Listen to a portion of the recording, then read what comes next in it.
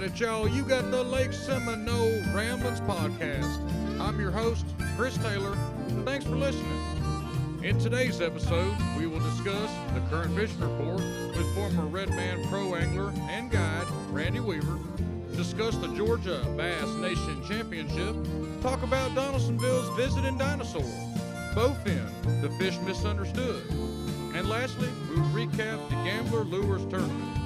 Remember to listen for the secret word during this episode for a chance to enter the Lake Seminole Outdoors $25 gift card giveaway. Oh, by the way, we're now on Instagram at Lake Seminole Ramblins. Head over there and give us a follow. And now, let's get on with the show. All right, water condition report. We had an influx of rainwater on Tuesday. That brought the lake up to full pool. Y'all remember that both the Flint and the Chattahoochee rivers, they carry every drop of rainwater from the state and empty it into our lake. So that filled it back up and they dropped it back down to 76.5, which is a foot under full pool.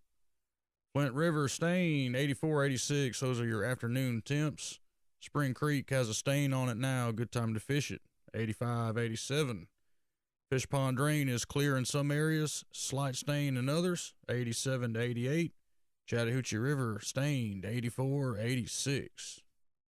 All right, let's bring on Randy Weaver and see what he's been seeing out there this week. What's up, Randy? Have you seen the little shad up in the ditches? I have, yeah, and I've seen. Man, there's a ton of them. Yeah, I've seen a bunch of them feeding on. I guess it's the shrimp they're feeding on or something. But have you seen the skipjack feeding on them? I hadn't seen that yet. Looks like schooling going on. But it'll be all skipjacks schooling on them. Yeah, the bass they're eating those little shad, but I just ain't got anything that small. Is that fry from the shad spawn? Yeah. Mm-hmm. Yeah, I'm talking about 3.5 pounders are sitting in those ditches, and they're eating them. But if it ain't a school of those little guys and it don't smell like them, he ain't gonna react. Mm-hmm. He's just going to sit down. Yeah. You can throw a big top water plug all day long when they're doing that, and they won't touch it. Oh, yeah. Yeah, I was telling my buddy Ryan about it. I saw that at the Leaning Log last year. It was a little earlier than this, but I think we had 15 or 20 lures out. They wouldn't touch anything. Right, but they'll school on them little dudes. Oh, yeah. It looked like Civil War battle scene out there. They was hitting so much of it, but you couldn't get them to touch nothing you threw. You can go to a little speckled perch jig. It looks like a shad, but boy, it's got to be little. Oh, yeah. What, like? Because he sure don't want it. About the size of a beetle spin body. Hard to get a bass fisherman to throw that thing. Yeah. I can catch some on a speckled perch jig, but it's not quality. Yeah. I caught one or two the other morning, about 3.5. I caught one probably at 4 pounds, but the rest of them 1.5 pound jobs on a speckled perch jig. But a swimming worm, if you get in where they're at and it's fairly early, there'll be some of them bite that thing if the bait ain't in there. Yeah, that's what I've been catching all mine on is a swimming worm. But once the shad get in there, them little shad, he ain't gonna bite that thing. Yeah. He gets goofy then. Yeah, and that's what, about 2 weeks of that? Or longer, you can never tell. Yeah. Boy, I'm seeing a lot of little old bass about 3.5, 4 inches long. Mm-hmm. In Stones Canal, you ought to see all of them. That's unbelievable. I mean, there's just little bass everywhere. These little yearling spawns from the spawn. And they're just eating those little shad that's in there. They're just chewing on them. It's a good place for them. Yeah. But I don't see any good ones in there. I don't see anything that weighs a pound. Yeah. It's just a bunch of little yearlings running around eating those little bitty shad. There'd be schools of them, like 5 and 6 of them together. Yeah. They just chasing them. They learning. Oh, yeah. Good training ground, all that stuff. It's still in that run. Is it still piled up in there? Oh, yeah. There's garbage everywhere in there. Yeah. A lot of wood sunk down in the bottom of it. Water gets low. I'm still idling all the way out. I ain't going to run it. Yeah. Ain't worth hitting stuff. They still a big floater in Jack's side of the cut. It's made its Is there? Yeah, it's made its way down to the bend where all that debris is, so it's made it even more dangerous. Tell us about that. We didn't talk last week on the podcast. Tell us about that 10 that you caught. I caught her. It was early in the morning. I caught her on the saltwater plug on a popper, and she was good and healthy. I've been looking at some of the fish; they haven't been very healthy, and I had a fellow in the grocery store come up to me that fishes quite a bit yesterday and was talking to me about he's seeing some fish that look kind of poor. And I didn't know. That's why I was wanting to ask you in the tournament yesterday. Did you see some that just the better ones didn't look too good, or did they look good to you? We saw one that was dead. It was one of the bigger ones. I don't know if that was because he hooked her wrong or if she just stressed out or what the deal was, but majority of the fish we saw looked pretty healthy. Okay, well, that's good. Yeah, I think. Yeah, you need over that 50% mark of them looking good compared to the others, you know. Right. I mean, the one I caught was close to 5 in the creek. She didn't have no marks or anything. It was a real healthy fish. Right. I don't worry so much about the creek as I do the river. The river can spawn some off that some years, depending on the water, the water quality, a lot of them around 6 pounds will start looking pretty bad. But it's just due to our water quality. Doesn't help that everything in the state runs here. So right. Yeah, everything. I mean, when you're hooked to Atlanta up there and it's coming downstream, that ain't a good thing. Yeah. And that's just one of them. And you get Atlanta, you get Macon, you get Albany, you get Columbus, you get all of this stuff. So that's it. Yeah. And yeah, there can be some pretty bad runoff too from the farm fields. Mm-hmm. They put their chemicals in, and then some of it winds up in the river. But that's why I was wondering yesterday how the fish were looking. Yeah. The better ones. I'm saying 4 pounds and up. Mm-hmm. Yeah, because they seem to be affected by it more. Oh yeah, they always are. And it's also the when you're on an old reservoir, it's also the it's a cycle. Some years you'll see it, and then you go about 2 or 3 years, you won't see any of it, and your fish will actually get bigger. You'll have more big bites on top water than you will on other years. And this year, the top water bite is not easy on Seminole. No, I've noticed that. It's not been very good. No. I've maybe only caught 4 or 5 on, which I haven't been throwing it because it hadn't been very good, but I hadn't caught that many on it. I caught a lot more fish on the top water when they were on the sand, and I haven't really since. But we had a super spawn. That's one of the good things about it. I mean, we had one of the best spawns on Seminole I've seen in probably about 8 years. Man, this year. It was crazy. I still found some on the bed probably 2 weeks ago. Oh yeah. I mean, it's wild. Yeah, they and I mean they really spawned. They stayed in there and they hung tight with them. And another good thing too, there wasn't that many tournaments pounding on them right at that time. Right. Took the males off. Yeah, we just had those 2 high school tournaments right at the beginning, and then they kind of got a break. Right. And I was surprised how long it lasted, though. I mean, but February was a great month on Seminole as far as the weather, the water. They didn't yo-yo the depth any. They didn't pull the plug on it. It stayed pretty good shape. Mm-hmm. Yeah, they waited until March to do all that. Right. And in February this year, they really got it done. To me, the water was warmer in February than it was in March, really. Oh, yeah. To me, the fishing was better in February as far as catching them. You didn't have to be real slow and all that stuff we dealt with in March. Right. But I guess that's typical early spawn, too. Yeah, you can tell when the later spawn starts around because the fish will shrink. Right. Your males won't be as big. Mm-hmm. They start getting way more finicky. Right. But overall, it doesn't take them long to do it. I mean, we're going to have we'll have a superpopulation, I know, for the next 2 years. So, Yeah. and if they have another great spawn this next year, we'll start seeing the big ones again. Yeah, I think we definitely on the upswing, especially with the gambler weights, and I mean, just a ton of big fish have been caught this year. I think that one you caught makes number 4 over 10 pounds that I've heard so far this year, and that's just the ones that I've heard about. You know, right. I'm sure there's some that just don't ever get reported, but yeah, well, there'll be a half a dozen or so that you'll never hear anything about them. Right. So, but a lot of people will holler they call it a 10-pound fish, and when you really pick one up and put scales on it, and it is a 10-pound fish, it's hard for me to tell where a fish weighs 9.5 or 12. Right. Once they get that big, they're hard looking at them. Right. And I just keep some scales and stick them on there and take a look if I'm wondering. But I caught her. She was in great shape, and she wasn't flat-bellied or anything. She was eating good. But yeah, that's good. I mean, she wasn't out of the water but a few minutes, and I weighed her and stuck her back in there.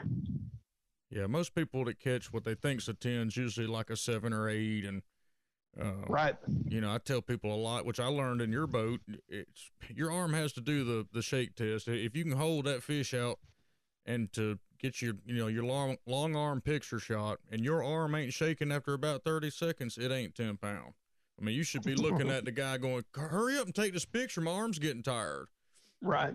You know, so that the tail should be a certain thickness, her eyes should be a certain. I mean, it's just a whole, like you were saying, it's a whole different caliber of fish. And then once I fish by myself so much now, and I don't use any GoPros or anything. I really don't get pictures of them, you know. Yeah, we need to get you a GoPro in that boat. I should have took me a picture of her eyes, though. She was what I call bug-eyed, where she had big old eyes. Mm-hmm. Yeah, that's what I'm talking about. She got. But she was healthy. There was no parasites around her eyes or anything. She was in good shape. Yeah. Yeah, I've seen a few this year to have some leeches in their mouth, but I guess that's nothing out of the ordinary. Nah, that's no problem. Yeah, I just get my hemostats, pull it off, and let them go. Have you seen the brim yet where they'll have those worms around their eye sockets so bad in there? I hadn't seen that.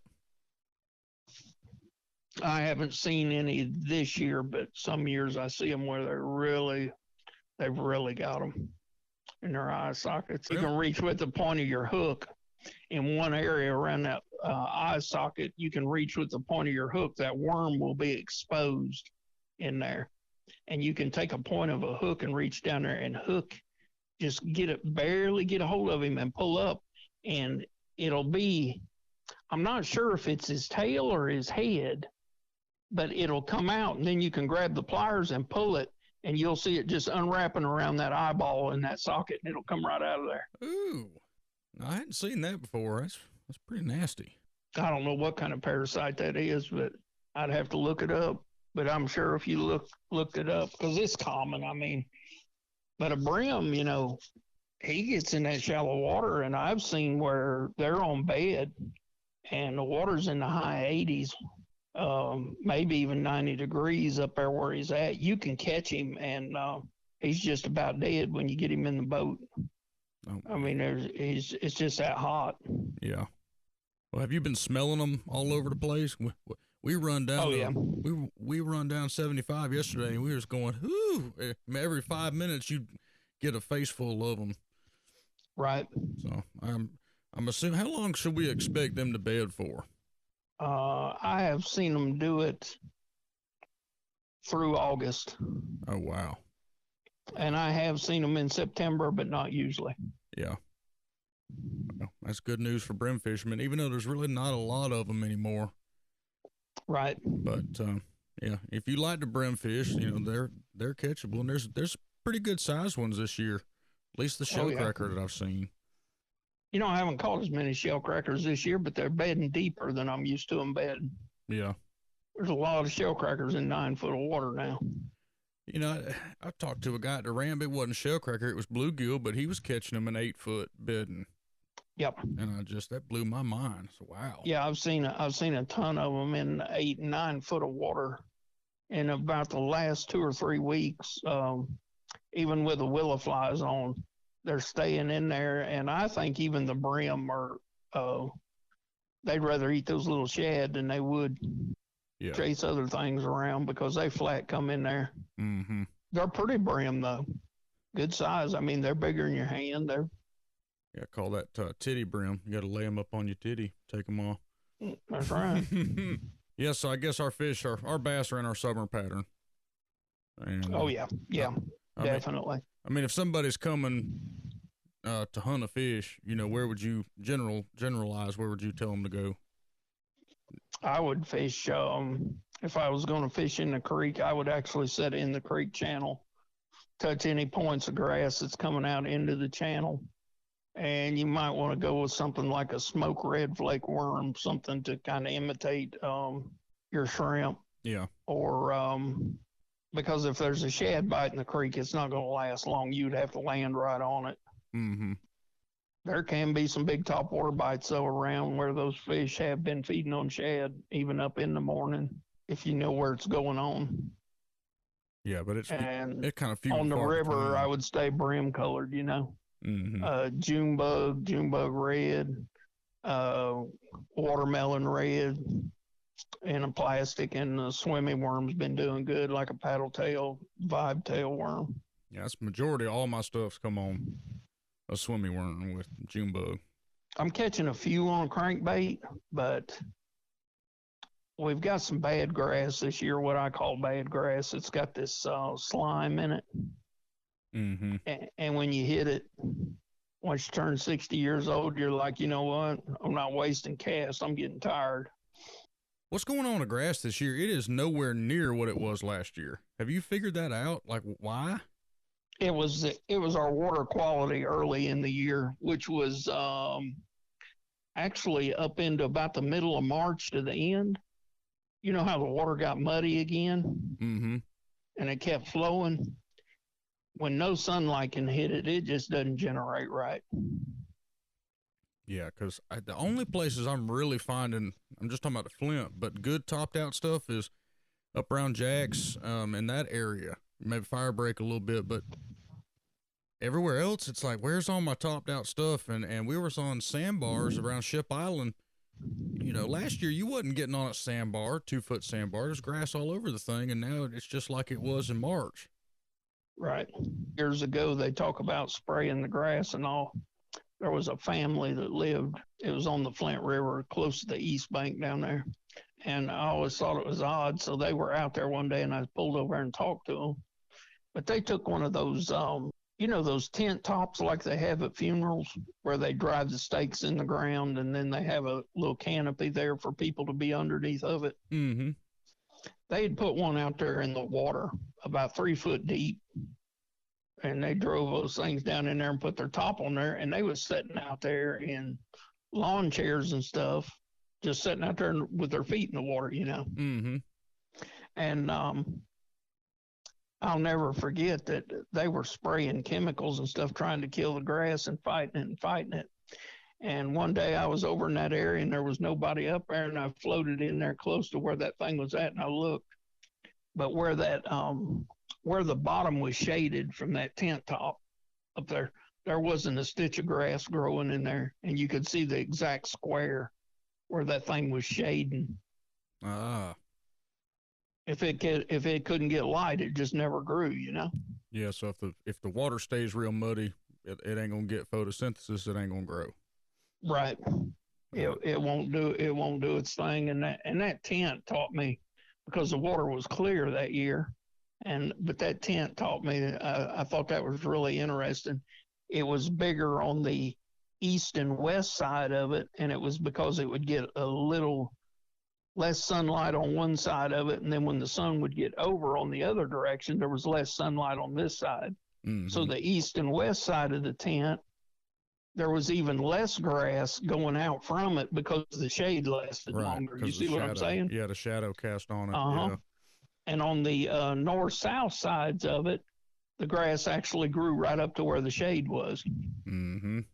So, yeah, because you were actually telling me that probably in March, you said you didn't think we was going to have a lot of grass this year because of the mud. Right. And sure enough, Because me and Ryan were talking about it, like, when's it gonna come? I said I don't think it's gonna come. If it ain't come by now, I mean, maybe I'm wrong, but I didn't think it would. I mean, what do you think on that? Is it going to continue to?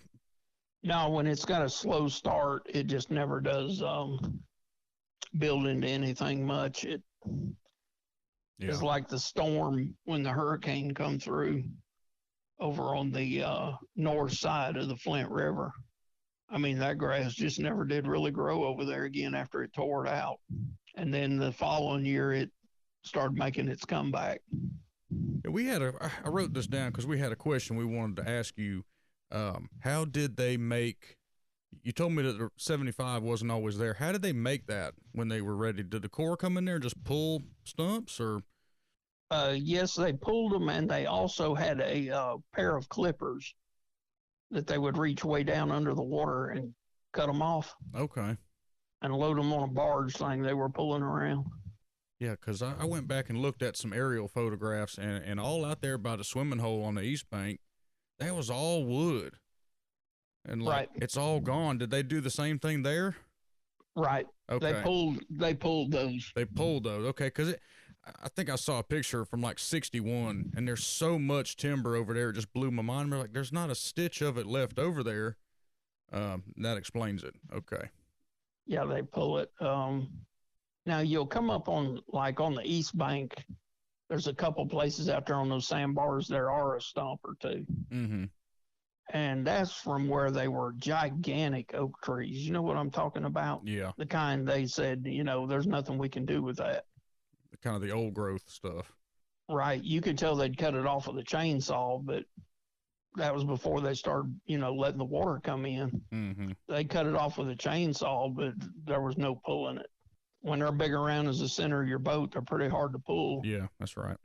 Because I guess we always assumed that run was always there, and that just wasn't the case. No, no, they had to, back when they first did it, I mean, there was no runs. All the trees were green, hanging down on top of the water, and people would carry side cutters with them, what we call like a hedge trimmer. Mm-hmm. And they'd go out there and cut them a path so they could take their boat out through them trees and fish. Wild. And then they'd come back in that path, come back up to where they could, because they had to build landings. Oh, yeah. It would have been an interesting time. Yeah, that's for sure. And the fish were small. Yeah, new reservoir. Yeah, and the fish were small, but there was a ton of them. And as far as I know, Seminole's never been stocked.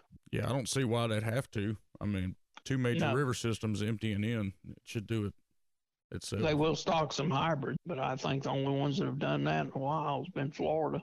What about the specs? Crappie, what are you seeing with that? 3 days ago, I think I caught 21 specks. Man, what was that on? Jig. What's your little same little old jig? Yeah, a little twister tail. Yep, 16th ounce. Mm.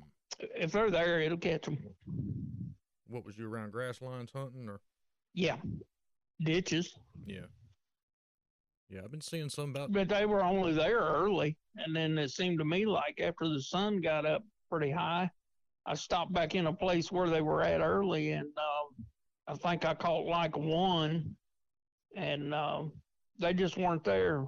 I mean, they might have been there, but they weren't feeding anymore. But they're daylight. They were up on the surface and everything. They were getting willow flies, little shad. Well, yeah, we could. We can't milk you for everything for one episode, so we'll cut it right there. We appreciate you giving us the input there, Randy. Sure thing. We look forward to having Randy on a few more of the Ramblins. Tell us what he's seeing out on the lake. Randy is one of the legendary guides on the lake of over 45 years experience. And his daddy, Mr. Leon, was also a legendary guide. And still now in his mid-80s, he fishes almost every day. Randy was also a 7-time winner in the Redman Tourney Trail and has over 500 10-pound bass, including one at 14.8 under his belt, and majority of those come from Lake Seminole. We will have him on one day to tell us the story of his personal best, which is 14.8 or 14.6, something like that. But thank you again, Mr. Randy. We look forward to having you on again.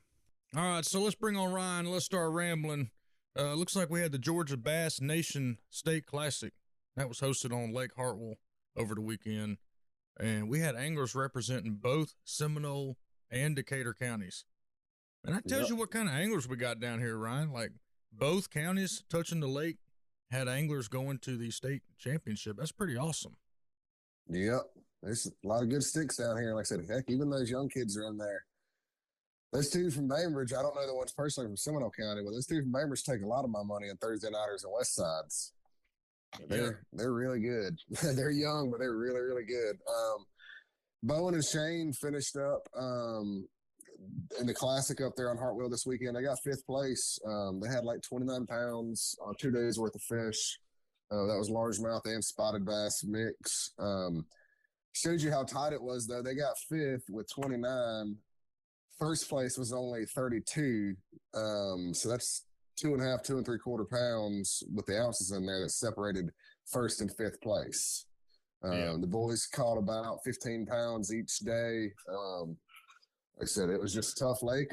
Summer, the first weekend of the year after Memorial Day, the lake was full. Hartwell was full of boaters anyways. And they said it was tough, but they grinded it out and brought home 5th place. And that's great. They had a huge field, as always. These high school tournaments have tremendously big fields. Oh, yeah. Well, not to mention, right before the tournament started, they had their championship kind of end of the year supper. And they were awarded 3rd place in Angler of the Year. That was Bowen and Shane there. And that came with a $750 prize. So that's pretty awesome. Congratulations to them. The guys that represented Seminole County, there's some hammers too. They're younger. That's Jonathan Jarvis and Tanner Traywick. That's right. And then we had 2 other, I think they're brothers, Tyler and Caden Goodwin. They represented Bainbridge High School. So you had Shane Dill and Bowen Brown that were from the Bearcats, and Tyler and Caden Goodwin. And they finished, they had 11.5 pounds, and Jonathan and Tanner had like 7.5. I think the fishing was pretty tough, as it can be up there. But either way, just getting to that show right there is a huge accomplishment, especially as a high school angler, because there's a lot of hammer high school anglers out there right now. Makes me really jealous. I really wish we had something like this when I was in high school. I mean, we had a little fishing club, but we didn't have a competitive team or anything like that. That would have been killer. Man, I said the same thing, which I got a couple boys growing up, and while I don't want them to get older, I am just itching for them to get older, and I hope that they have enough interest to do this, because like you said, I would have loved to have this back in school. Like I said, I was in the swim team, I played baseball most of my life, and that was all great and dandy. But I was ate up about bass fishing in high school. If we'd had a team that you could fish on at school, that'd have been awesome. So it is really great to see that for the kids now. Gives a lot of those kids that don't have any interest in playing baseball, football, any of that stuff, a chance to still compete at the high school level, still earn scholarships. That $750 check that the Bass Cats won this weekend, that was a scholarship. They have, if you go back and look over the last couple of years, they have stacked up some scholarship money for those 2 boys. They get big checks all the time. Like I said, that's just going to help continue their education, and that's ultimately what it's all about. Oh, yeah, absolutely. Yeah, it's unbelievable. I just can't get over it. The amount of phenomenal anglers just from this area, which of course this is a hard lake to fish. And, you know, if you're 18 years old and you're doing real well, an area like this, you can do well anywhere. That's my belief, at least.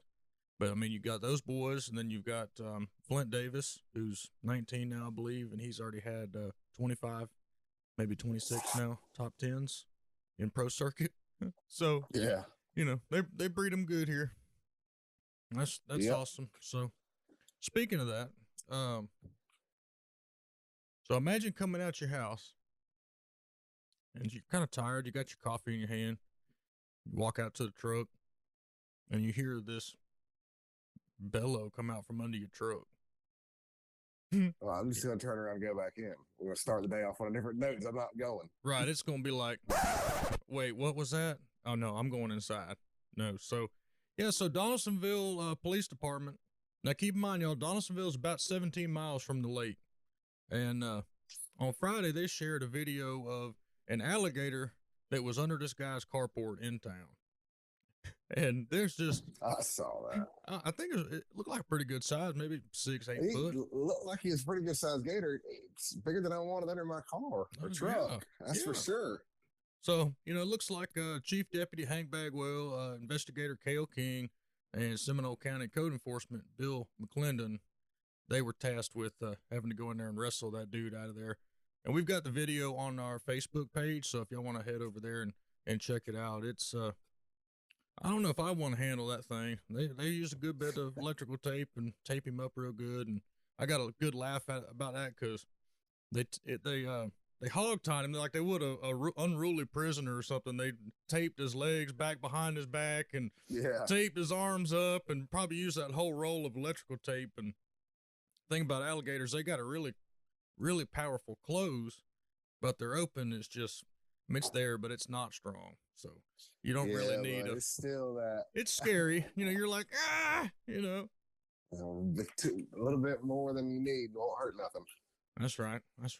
I just got a good chuckle out of that because that's pretty good. I saw that. I was raised that electrical tape is superior to duct tape. That's like superior level redneckery is using electrical tape. So we always got fussed at if we used a whole roll of electrical tape on something. I don't be using a whole roll of tape now.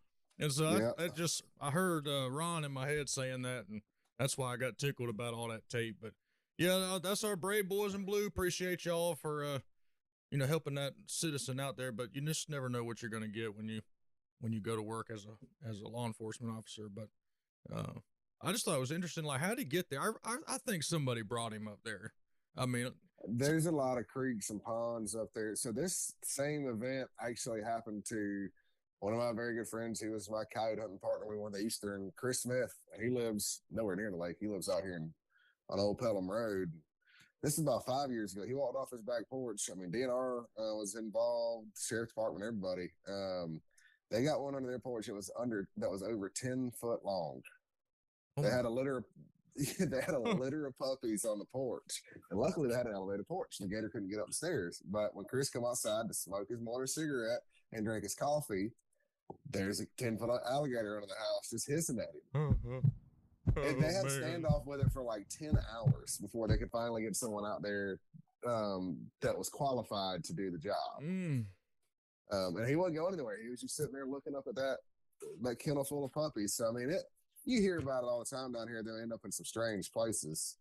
But I sure don't want one under my porch. Nope, not under my truck either. We just gonna go inside. We'll start over tomorrow. Maybe he'll be gone. Yeah.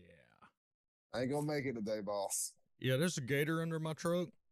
And he's like, come on, man, give me a good excuse. No, there's really a gator under my truck. I'm gonna be a little late. Yeah, seriously. Here's the picture. And I don't know, maybe I gotta pull my gun out, and I don't know. You can't shoot him. You can't shoot him. I don't want to do that. But unless he's getting your dog or something. Yeah, that reminds me. Apparently, so once they tied him all up and all, they called DNR because they right down the street here. So DNR coming. I don't know if it was KP or who it was, but I had to come deal with him. I assume they just relocated him to the lake with his other 300,000 brothers and sisters here. So. Yeah, probably so. Well, yeah, we're talking about a dinosaur. Let's talk about another dinosaur. So, just to give y'all a little backstory, me and Ryan we were fishing last week. We were talking about mudfish, bowfin, grinnels, dogfish, whatever you want to call them. There's a lot of hate that goes on with these things for some reason, and yeah, people don't like them. So I started doing a little research after we were talking, and I want to learn something about this fish, and I wanted to understand what he does, why people hate him so much, and maybe there's a misconception there, but here at Seminole, a lot of the old timers, let me back up and just tell you this quick story. So I was guiding some folks, probably a month ago, and there was a boat probably 200 yards in front of us that was fishing around a dogleg grass line. And we was fishing, and all of a sudden we heard ding, and the customer looked at me and said, "What was that?" And I said, "Well, about the only thing I can think of is that old timer caught him a mudfish and just hit him in the head with his seat post." Just didn't make any sense to me or to the customer why he bashed him in the head. And I think you and I had talked about another thing that led to this was somebody mistaking a bowfin for a snakehead, and that was that was another reason I needed to look into it. So we're gonna tell y'all all about this. let's just tell you real quick some facts about this thing. And when I learned about this fish, he's actually pretty cool. So he's native to North America. He's the only surviving species, and I'm going to butcher how to say this, but it's the Halacomorphi. And so a lot of people think that him and the snakehead are cousin and stuff. No, him and the gar are cousin, but he's his own thing. He's the only fish to survive from the early Triassic. So he's like, you know, literally a dinosaur that was T-Rex's era. He's still here. He's very similar to a gar. He's a bimodal breather. So that means he can breathe both air and water. So y'all, everybody that bass fishes, you know, when you pull a bass out of the water, his gills lay down. You know, he can't breathe. Well, a bowfin, his gills stick out. It don't matter if he's in or out of the water, and that helps him breathe. Plus, he's got an extra passage through his gas bladder that allows him, you know, everybody's seen, well, if you fish a lot, you've seen fish come up gulping for air if there's low, you know, maybe minnows in a minnow bucket, you don't have the aerator on. You've seen them come up gulping. They don't actually really get a lot of air doing that. A bowfin will. They're just like a bass, y'all. They stalk and ambush. So is he really trash if he stalks an ambush, Ryan? Is he trash? No, they're neat to me. Don't get me wrong, I don't want to go catch a whole pile of them on Derby Day, but they're a neat critter. They will eat something and make a big splash in the water when they eat it. Yeah, so they'll pull hard and they jump, and we're talking about stalking and ambushing. That sounds like a game fish. Stalking and ambush. They grow. You know what the record is? It's about 16 pounds. That's Georgia state record. All tackle IGFA is 21.5. 28 inch. Okay. That's a hammer. So another cool thing about them, I found a video on YouTube that shows, it's kind of like what I have on my channel showing the bass in the bed, but it's a male bowfin guarding a big pot of fry. They've got that one tall fin on the top, that one long dorsal fin. They move by, it's called ribbon fin locomotion. So that whole fin, his fin doesn't move like a bass back and forth, just that top fin moves like an eel. It's kind of wild. If he wants to go forward, it goes forward. If you want to go back, it goes back. So to me, that's a pretty cool fish. And so there's one coloring of them that kind of look like a snakehead. And here's how you tell that they're not snakeheads. A snakehead is invasive. So go ahead, kill everyone you find. They will actually destroy an area. A bowfin is native to these waters. He's meant to be here. So the way you can tell, it's not by color. So like we talked about at the gambler tournament, you can have some that are fluorescent green, some that are black, some that are leopard spot. Easy way to tell is look at his anal fin. So a snakehead will have two very long fins, one on top, one on the bottom. They're about the same size. A bowfin does not have that bottom anal fin. He's only got the top dorsal fin. So he's got a little anal fin, but it's about 2 inches wide. The males also have a defined eye spot that's usually surrounded by orange, where the females, it's usually there. Sometimes it's not there, but it's diminished. So it's kind of similar to what a redfish eye spot looks like. And the other way to tell is the upper jaw is longer than the bottom jaw, whereas that's not the same on a snakehead. So that's 3 ways. But if you find a snakehead in Georgia that you think's a snakehead, it's most likely a bowfin. I mean, there's been some that are caught, but Ryan, you ever caught a snakehead? No, they're not down here yet. I believe it was Lanier. There was a documented one on last year, the year before. Yeah. And then somewhere up on the upper Chattahoochee, which is scary because if they are in the Chattahoochee, eventually they will be here. But not yet. But if you do have any questions about them, by all means, you can find everything you need to on Google. Before you kill a thing, at least Google it and figure out what it is, because there's just no reason to kill the mudfish. They were considered a nuisance fish even by the early biologists, and they thought that the predatory nature was harmful to the fish population. So that was the ultimate dig, and that's the sole thing that I could find about why everybody hates it, because I guess the old timers thought that because they were predators that they were bad for the environment. Does that make any sense? A bass is the same way. A bass is a predator. It's an apex predator of the water. Well, so is the bowfin. We don't look at a bass that way. He's you know how a bass is. He's heck on some stuff. He will tear up some stuff in a lake as far as forage goes. What's the difference?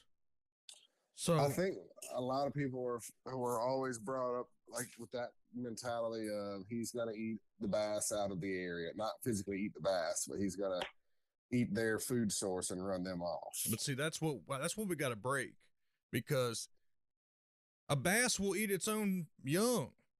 A bass will eat a bass. So one of the best color lures is a baby bass. Right. So that's why we're talking so much about this, and why we're bringing this up. Like this whole thing about people always saying they're good for nothing and useless fish. Oh, that's crap, Sharon. I mean, that is. We're here before the bass. You know, if you believe this path, the Lord give us dominion over animals. And if you're going to rule over something, that's what definition of dominion is. There's two ways you can rule. You can be a tyrant, or you can be fair. And I tend to go towards the fair side, because I personally believe that they wouldn't be here if they didn't have a purpose. They're not invasive. So snakehead, kill them all day. But now that we know something about them, they don't destroy the ecosystem. They have a benefit. There's not that many of them, truthfully. There's really not that many of them. And the areas that they live in, so here's the interesting thing. The areas that they live in can have almost no oxygen in the water, and they can still live there fine. Whereas a bass or any of these other fish are going to be pushed out of there because there's no oxygen content. So this is just a little informational campaign here. Stop killing all these fish and stuff for no reason. This is their habitat. And I'm sure we'll get some flack and some people talking smack and stuff about that. Like, you know, who cares? But, you know, I like to be a good sportsman, and I like to conserve the resource. And to me, that's just not necessary. So anyway, into the ramble on your definition of ramble on this. But it's something that, you know, sorry to ramble, but it's something that me and Ryan have been talking about for a couple weeks. And it's really unnecessary. It really is something we gotta break that. All right, so enough. Let's start talking about I don't even want to say it. The gambler tournament was over the weekend, and guess what? Oh no, we suck again. Yeah, we suck again. 13 pounds coming in, but we still had a good time. Lost a couple big fish, but I'm not gonna ramble. I'm gonna let Ryan tell you, because he's a good tournament storyteller. But yeah, we had the gambler, Ryan. So the gambler event did, in fact, take place this weekend. We had a game plan. We already had 25 pounds in the box before we even left the boat ramp in our head. But, you know, life happened. Curveballs were thrown. Audibles were called. We showed up with 5. We had a couple decent fish, and we had 2 that really needed to get out.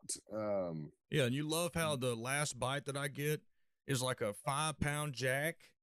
That was a world-class chain pickerel. Do not bash yourself for that, because that was a slob of a. If we were in a pickerel tournament, we'd have won.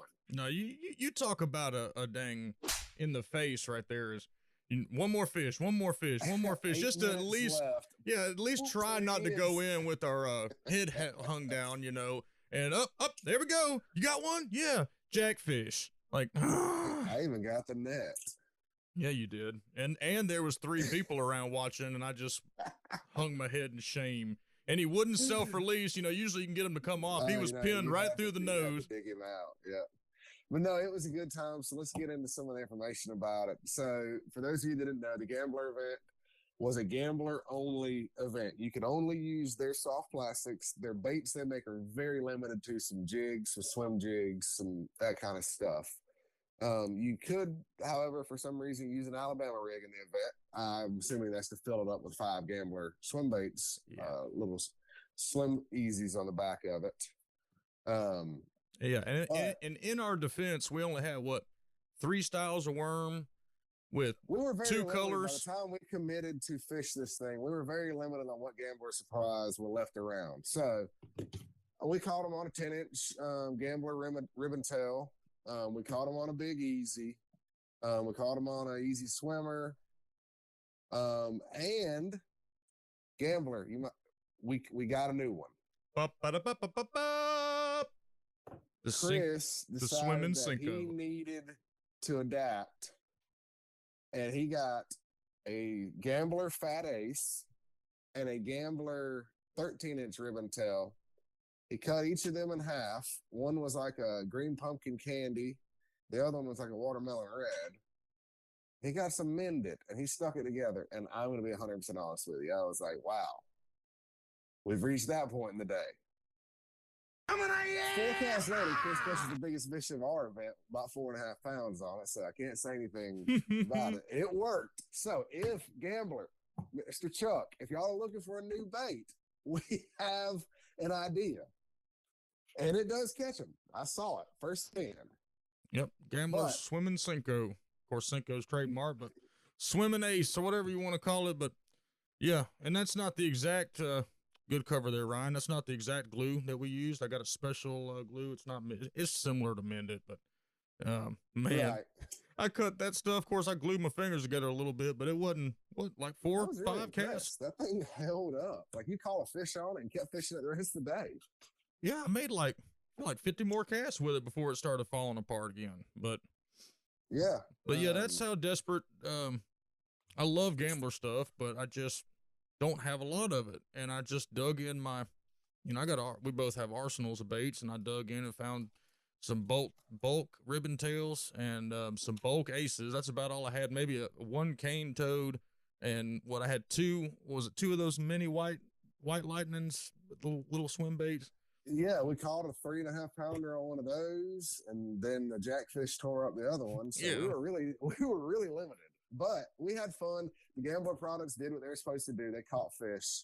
While we struggled a little bit, Lake Seminole showed out in this event. There were 85 boats that showed up Saturday morning to fish, which is a tremendous field for these days for a non-pro event on this lake. 85 boats left out of big gyms. The weights that came back were they were Lake Seminole June weights. So we'll start off with a couple facts on it. There were 16 different teams weighed in an individual big fish. 2 of those fish were over 8 pounds. 7 of those fish were over 7 pounds.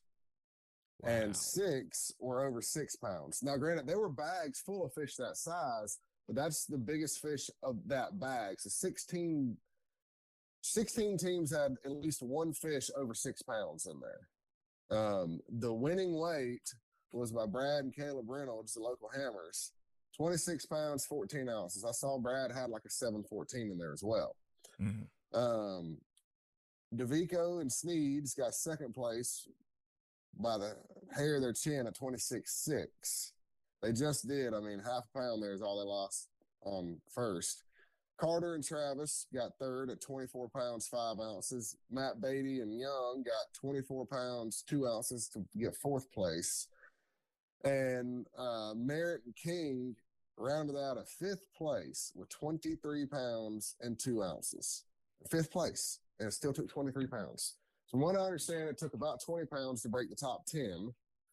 And this was in an event using only very limited baits you could use. I mean, truthfully, about 8 different styles of plastic baits and then a variety of different colors. Yeah, no crankbaits, no spinner baits, no buzz baits. Top water plugs. Yeah, none of that. Yeah. You had to pretty much slow down to fish some sort of plastic in this event. So like I said, it was a tremendous show out. The lake really showed what she was capable of again this weekend. Gambler threw an awesome event. Mr. Chuck, it ran it flawless. It was perfect. Everybody had a good time. Lots of fish were caught. Everybody was safe. No accidents that I know of. All went great with the Gambler event. We're already making our plans for next year to do it again. Yeah, and that was the nice thing is Mr. Chuck immediately said, hey, we're going to do flights. So this is the way, my opinion now, opinions are like honey holes. Everybody's got one. This is how you should do a tournament out of gyms, flights like this. Because you and I were talking now, I got a slow boat. It's just, that's how it is. It's heavy and it's slow, and it runs tournament load about 40. And that's drinking every drop of fuel it can get to get there. So I was concerned about having the whole field piled up behind us being fifth boat. And because he did the flights the way that he did, we had one person behind us. It wasn't dangerous. You didn't have everybody cussing at you and wanting to wait for you at the ramp because you cost them a spot and all because you're running. There were multiple other boats that were lower horsepower. There were no incidents. Mr. Chuck said, hey, do us a favor. Don't pass on 75. Let's keep it fun. And that's exactly what happened. I didn't hear of any altercations, any incidents, anything. And the nice thing, too, is they were concerned about how the fish were released. So after everyone weighed their fish in, they said, hey, please do us a favor and put them out there in the creek. And most tournament trails, they don't care. They just dump them in there. Let's go.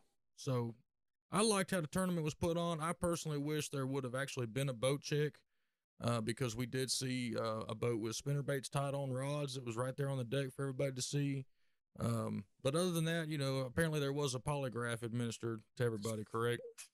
Right. There were polygraph administered to all the cash winners. And like I said, I did expect there to be a boat check.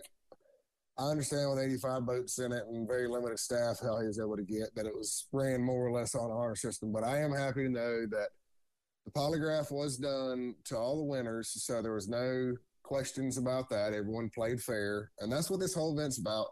It's just a fair, level playing field. Gets you out of your comfort zone if you like to throw crankbait. Makes everybody pretty much fish relatively the same way with a great brand of baits. Gambler's been around a long time. Thank y'all for putting on the free tournament because that's the big thing, especially right now with old Brandon economy going on. I don't have any money to throw around gambling. Everything is tied up, which newsflash to everyone, if y'all don't know, tournament fishing is gambling. If you pay money to get a chance to win money, that's gambling. So I don't, and you and I talked about this. Times are tough. Fuel's high. I run a boat for a living. It's almost $5 a gallon. I don't have $60, $120, $200 a week to just go gamble. It's just not in it for me right now. So for somebody to come and host a free tournament, regardless of how we do, it's still free. We still had a good time. We still got to, throw some good baits, catch some good fish, make some memories, and then talk about it with our listeners on the podcast.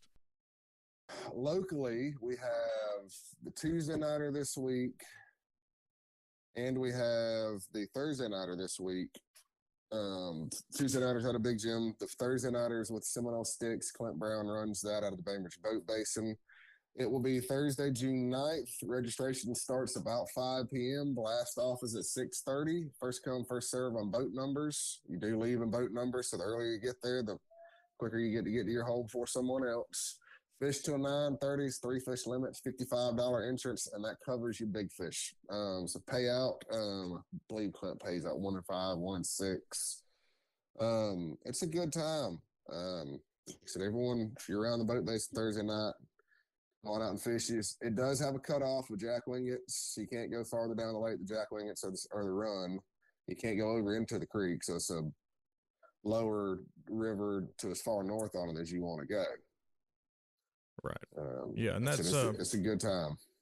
For the new folks around that don't know Jack Wingett's place, that is at Ease Campground and Marina. Yep. And that's really not that bad of a cutoff. I mean, because you can fish. No, that gives you like 20 miles of water one direction to fish. And if you listen to the podcast all the time, then you heard a couple episodes about Percy Mack catching his 11-pounder up that way. So you don't necessarily have to come into the lake to catch those big fish. They're up that river too. We don't have to talk about Percy Mack's location because that might be where I'm going Thursday. Well, it's already been blasted out there for everybody to know. I know. I'm gonna have to ring him by his neck. That's a good spot. I took him fishing Sunday and was joking around with him about that. I was like, man, I said everybody's like, oh, Percy, man, you blew the spot up, and they're kind of semi-new to fishing. So he was like, oh, I didn't even think about that. I said, who cares? It's fine. They still. There will be more big fish. There's been big fish there forever. There will continue to be big fish there.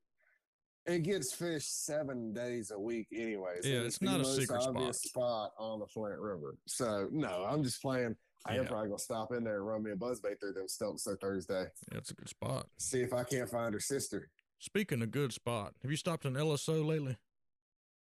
I have. They've upgraded some stuff again. Yeah, they've got full meat. They've got I saw that. They just restocked on all that, and they've got I went in there, I guess, about 2 weeks ago, and Miss Dawn was.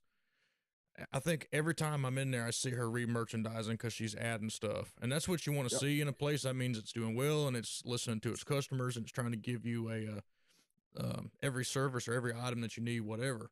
But she's in there adding plumbing and hardware, because in this area, those ain't familiar with this area, we are about 25 miles from Bainbridge, and we're 17 miles from Donalsonville. We are literally isolated here at the lake, and it's a pain to have to go 20 miles from anything. Yep. Yeah, and so it's a pain to go to the hardware store, all that, because you're talking about, close to 35, 40-mile round trip. So she listened to that, and, we got $2 stores, but they're just dollar stores, all they are. So she got the good stuff in there. She got oil and one-stop shop. But and I'm talking about not only hardware, but stuff if your toilet breaks or your pipes bust, stuff that you really need that, usually a smaller market's not going to carry. But she's made sure to get it all. And the other thing is she's got, props for your Ultrex. She's got Onyx inflatable life jackets. Everything in there is top notch. So you usually hear about a small time fishing store and you don't know what to expect, or your expectations are No, this place will blow you away. That she really listens. She has everything you need in there. She just put a bunch of Gambler in there, and now she's got 2 big dump bins full of which I don't know if it's 2 now because I've been talking about it, but last time I was in there, she had 2 big dump bins full of big bite baits that was 30 to 40% off. And these aren't like the Mickey Mouse ones that nobody wants. These are like the Pro Senkos, the ones with a O-ring built in them. I mean, they're good ones. And the only reason they're on clearance is because baits. It's just making room for new stuff. Yeah, she's got new stuff coming down the pipe. And Big Bite said, put it on sale. We'll give you some more stuff. That brings us to our Lake Seminole Outdoors $25 gift card giveaway secret word, which is Seminole. So we had a couple of y'all try to get cute and just make up a secret word on the entry form, and unfortunately that does not get you entered. So to get officially entered into the contest, you need to go to Lake Seminole Ramblins Facebook page, give us a like, go to Lake Seminole Outdoors Facebook page, give them a like, head over to SeminoleFishingReports.com, and you'll see the entry form for your name, email, and the secret word, which again is Seminole. So make sure you get entered. The drawing will be June 15th, 2022, and we will do it on our Facebook page. It will be a random drawing. You must be 18 years old to enter, and you must be a legal U.S. resident, and you will redeem your $25 gift card in person at Lake Seminole Outdoors. So again, thank you to the folks at LSO. Thank y'all for providing this service to the lake, and thanks for always sharing our stuff and being a big supporter of the Lake Seminole Ramblins. That means a lot. And Ryan, thanks for always coming in and being a good co-host, because this is a lot of fun for me. And we've had phenomenal, which I didn't realize, but we've had phenomenal listening already. People don't start 12 episodes in a podcast and have the kind of listeners that we're having. So thank you so much to all our listeners for listening. And we're making efforts to improve every time we do an episode. So hopefully y'all can tell with the audio quality that we have going on. We're trying to make improvements for y'all. So we appreciate y'all listening to us do this and ramble. We made a post earlier about it today, but if you have anything you want to mention on the podcast, feel free to shoot it to us during the week. We record on Sunday and they'll air Monday morning. If you got a fish catch you want to talk about something you saw on the lake, like news, anything related to something that you hear on this podcast, by all means, shoot it to me or Chris, and we'll give you a feature on the episode. Yeah, absolutely. And so speaking of the features, we have one right here. All right, so I met this gentleman. I featured him last week as well, but right after we did the Ramblins, he caught another good fish, and he sent it to me. So Mr. Charlie Howard, he caught, last week we told you about his 7.2, I believe it was, and he caught a 6.5 on a frog on Monday. So right after I think he was listening to the Ramblins. Yeah, and it was on a frog.